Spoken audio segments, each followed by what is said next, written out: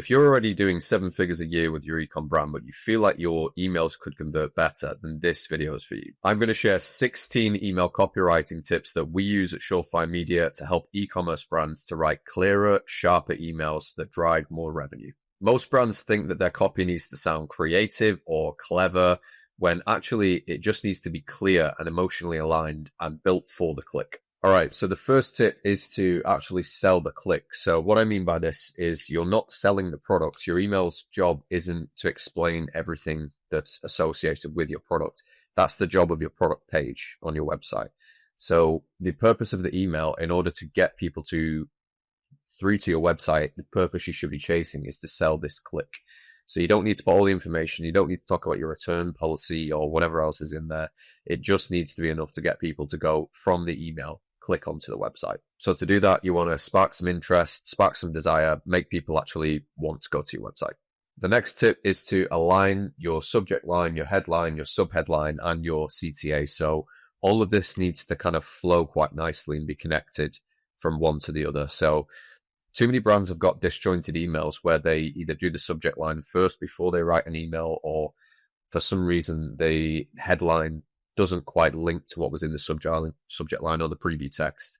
And so the messaging gets lost when people see the first subject line, they open the email, and then they see the creative and, the headline, the subheadline, whatever. All of it needs to kind of flow together and just make sense together. So, for example, if you're talking about a discount inside of the subject line, then you don't want the CTA to then be about, you don't want the CTA to say learn more or something. That's when you're putting a discount out there, that's more like direct. You're trying to get people to buy. And so the CTA should be then also related to buying. Same way, if it's a value-based email and you're trying to give some people something for free, or just give them some education, and you're linking to a blog page, for example, you'd want the headline to talk about the main benefit of reading the blog, whatever's in the blog, the subheadline to be a continuation of that, and then the CTA to be read more or learn more or whatever. It wouldn't be to buy now or whatever. So make sure all of this is aligned. The next tip is to use PT. That's not a personal trainer, nothing to do with the gym. Preview text. So that follows on from your subject line. Whenever you put your subject line out there, this preview text should be like a continuation of that. So with a subject line, I think you only get about 42 characters in there to say what you want to say, which most of the time is not enough. So use a plain preview text, and that should relate to what's going on in your subject line. So it's prime real estate. Make sure you're using it. Some brands, quite a lot of brands, don't use it still, which is insane. Don't repeat anything that's already in the subject line. Make sure that, again, it kind of flows from subject line to preview text to headline, subheadline, and then CTA. Okay, the next one is to use under 42 characters for your subject line. And I believe preview text is maximum of 60, but I tend to do maybe like 50 just to be safe. So yeah, if you go above 42 characters, including spaces, then the message is going to get cut off on mobile. So that's the reason for it. On mobile devices, when you get a notification that comes through on your phone, you want to be able to read the full subject line and the full preview text. So keep it under 42 for the subject line, and I think it's 60, but double check for the preview text. I usually do about 50 anyway, but keep it about that, and then your messages will get seen more and they will get opened more as well. Tip number 5 is one message only. So in your emails, you want to treat it like shooting with a sniper. You don't want to be spraying with a machine gun or whatever. Like, the whole point of this is that in an email, you don't want to ask people to buy your product, follow you on Instagram, send you a birthday card, and do whatever else that you want them to do. Every single email should have one goal, and that's it, not more, because what happens if you put multiple messages, multiple goals, multiple CTAs in an email? People do nothing. They don't do anything. So you need to just focus it on one thing at a time, whether it's buy your product or it is follow you on Instagram or watch your video on YouTube or read your new blog or subscribe for SMS or whatever it may be. Just only ever focus on one thing in your messaging in the email, and then it will convert a lot better. Tip 6 is to avoid spam keywords. So this includes things like free money, get rich, guaranteed, winner, I think in some cases as well. These all increase the chances that your emails will land in spam because of inbox providers. So when you've got spammers, hackers, people who are trying to do phishing attempts to catch people's information, sensitive info, they use those keywords in the subject line because people are more likely to pay attention and more likely to open. So don't use keywords like that because you've got more chance of going into the spam folder, and so your open rate will drop drastically. Number 7 is to not write like a marketer. So that might sound hypocritical, but think about all of those recycled cliches that you see, like you asked, we delivered whenever there's a new product launch, when probably nobody asked, let's be honest.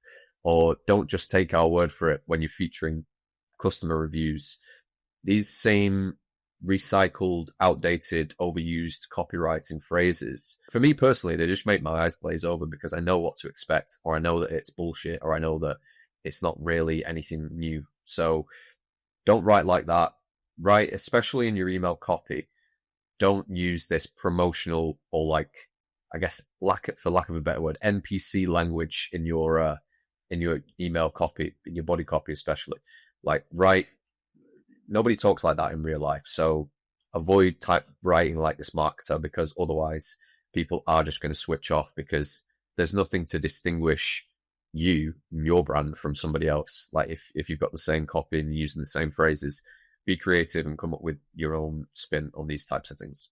Number 8 is to be human. So similar to how you don't want to write like a marketer, you do want to write like you're a human and not a robot, right? So ChatGPT, I think most people are starting to cotton on to how the tone of ChatGPT, where it's like, it's not X, it's Y, or it does those single word like sentences constantly. Little bit cringe, a little bit maybe like a lecturing tone that ChatGPT's got. If it doesn't sound right in a human conversation, like when you're writing an email, I find it best to literally imagine I'm saying it to my mum or saying it to a friend or whatever. If I wouldn't talk like that in the email, in person, then I won't write it in the email. So be human. And I don't mean to go against your brand guidelines, but I simply mean find a way to rephrase what it is that you've got. Like pretend you're writing to a smart friend who's busy, maybe, for example.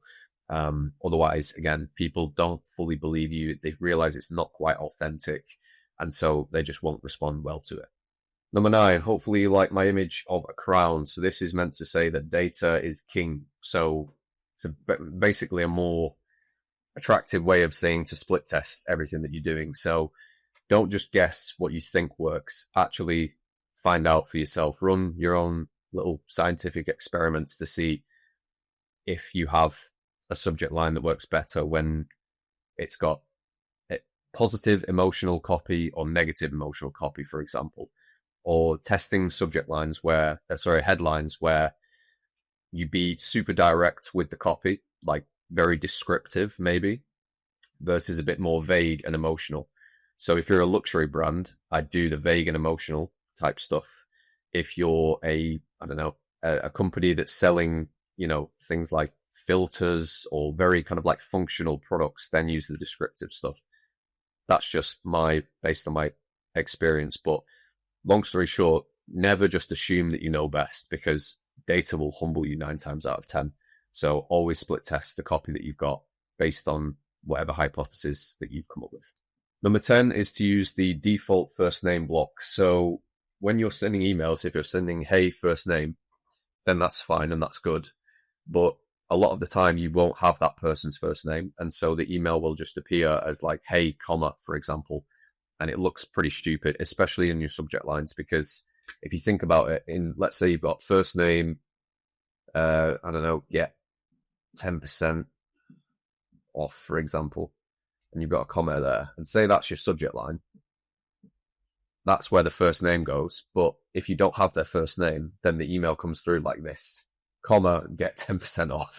So it looks stupid. So make sure you're using the default first name code. So it's like first name default fallback. So it might be hey there, or friend, or girl, or guy, or whatever you want to put. Make sure you're using that, and then it will make your emails always bulletproof. Tip 11 is to use plain text emails to break the pattern of regular marketing emails. So plain text are not visual-based emails. It's more like tonal. So you're not just putting the same email that you would put into a design-based email into plain text with no images. Like the concept here is not that it's without images. The concept is that it's more like receiving an email from a friend or from a real person and not from a brand. So you've got your nice fancy design-based emails, which come from the company. And then you want these plain text emails to come from either the company founder, that's ideal, or like a customer support person or a completely made up avatar of your company, just somebody who's like putting a name to the brand, if that makes sense. So these feel a lot more personal. They tend to cut through the noise of those regular marketing emails because, they're still quite taboo. Even though there's a lot of brands that are using them now, it's a good way to cut through that marketing noise and to just do something a little bit different. Number 12 is to write your CTA last at the very end of the email, and also the subject line. I've just added that now, because what you want to do is make sure that this and this always kind of match up, always kind of align with what's in the rest of that email. So the headline, the body, the subheadline, etc., should all then point down to the CTA, which is commanding people to take some form of action, whether it's to buy or to view your products or whatever it may be.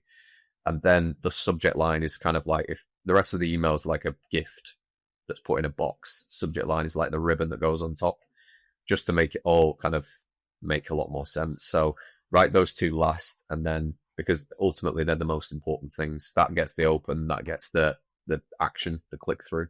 So yeah, write them last and make sure it's congruent with the rest of the email. The 13th tip is to actually give value in your email. So do this without selling, right? A lot of the times, well, most of the times when you receive an email from a company, they're trying to get you to buy something, majority of the time. But sometimes the best emails are not pitches, they're tips. And they don't necessarily convert on that first email. So if you're giving tips about health, for example, then it's not going to make somebody go, oh, that was really nice, I really appreciate that, I'm going to go and spend a fortune on their store. That's not the purpose of those emails. The same way that you've got ads which are for generating traffic to your website, developing warm leads, or just raising the profile and the awareness of your company. These value-based emails are more for engaging people and keeping them in the loop, so that when they're ready to buy and you send them a discount, or you send them a product focus, or you just command them to buy via any other medium, they're more ready to buy, or they're more willing to, because you've already engaged them with this. So this is more of a strategy tip, but it's a great way to rebuild the trust, or build some trust that will eventually drive revenue a little bit later down the line. But make sure you don't, when you're doing these value, make sure your goal is just to give value. Don't then turn it into a soft selling pitch at the end. Just focus on the value. The 14th is to direct the imagery in the copywriting that you're doing. So at Shawfire, we make sure that our copywriter provides some loose kind of design direction to the designer as well. So if you've got a headline that's talking about emotions and feeling and whatever, sometimes that can get lost in translation from a copywriter to a designer. So a copywriter is more like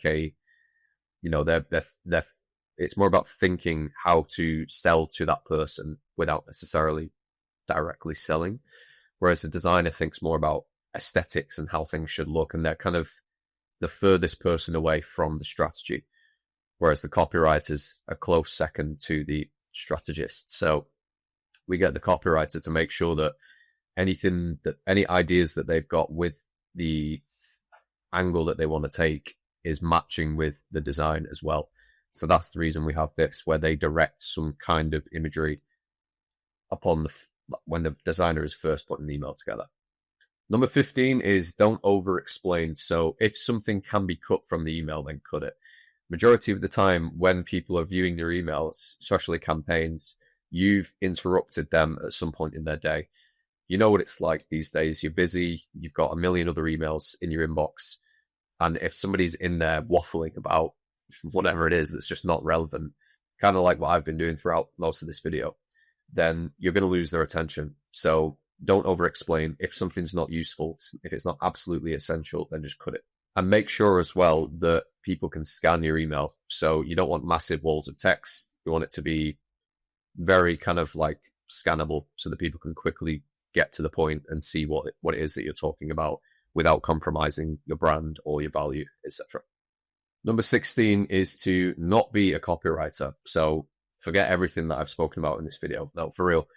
This isn't my concept. I got this from some guy called George on Twitter years ago. Like, I first read it from him, and it's brilliant, and it makes a lot of sense. So copywriters are focused on, clever kind of maybe writing puns, clever angles, or emotional language, benefits, not features, or whatever. You've heard I don't know if you know about this, but yeah, anyway, that's what copywriters are focused on, is the like lyrical wordplay or whatever.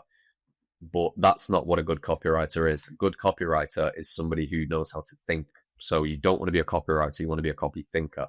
So before you sit down to write something, you want to think about, who am I writing to? What's the purpose of this email? Why should they care? What are they feeling? What problems do they have? Why on earth do they want to read this email? How can I make sure I cut all of the kind of bullshit and the fluff and just focus on the thing that they will care about? And that's what it is to be a copy thinker. So the best copywriters I've worked with understand this concept, and they don't just come up with clever angles and puns or whatever. They get into the head, into the mind of the person that they're writing for. So remember, email copywriting is not necessarily about being clever. It's more so about being clear with the message that you've got and thinking about who it is that you're writing to, and then following the basics, which is pretty much everything that I've shared in this video. So these things that I've shared, they're not theory. They're not like quick tips. They're pretty much the basics you should be doing every single time you write an email or write any piece of content, really. So this is what we're using day in, day out at Shawfire Media for various e-commerce brands. This is what we use to not only get opens and clicks, but also conversions as well. So if your emails are not converting very well, you think your copy could be better, you need a fresh pair of eyes to look at these things. You need somebody to come in and conceptualize new angles and then marry that up with good copy. Then you can book a call with me, or you can drop a comment below. Feel free to subscribe, and I'll see you in the next video.